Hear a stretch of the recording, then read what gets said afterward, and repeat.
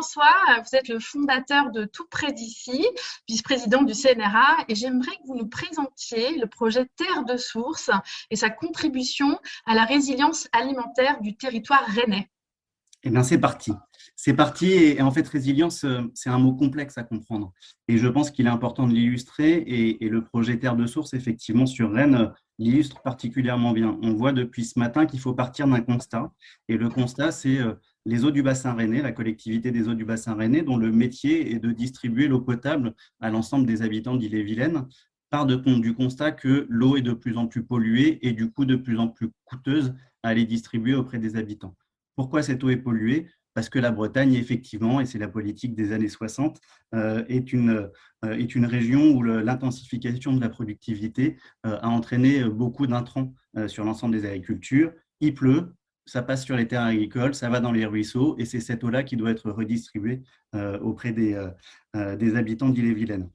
Eh ben, la collectivité d'eau du bassin rennais a décidé d'inverser la tendance et du coup de travailler avec les agriculteurs et de travailler sur une meilleure qualité de l'eau. En aval, on a des consommateurs. Vous savez ce qu'ils mangent en Bretagne? Ils mangent des galettes, les consommateurs en Bretagne. Avec quoi on fait des galettes? On fait des galettes avec du blé noir et avec du sarrasin. Et comment est-ce qu'on fait pour travailler sur la qualité de l'eau alors qu'on a à la fin des consommateurs qui mangent du blé noir et du sarrasin?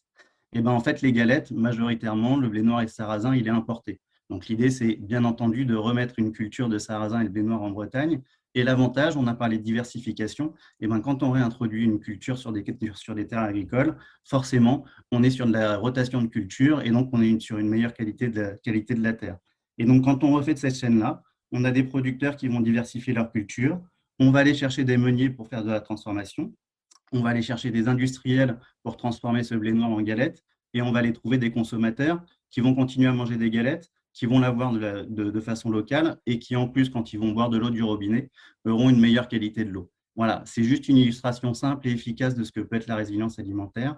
Et c'est aujourd'hui des projets qui sont en train de se démultiplier. C'est la mise en place de filières locales qui va du début, c'est-à-dire de la production, jusqu'à l'aval de la consommation sur des produits emblématiques et avec des diversifications à venir.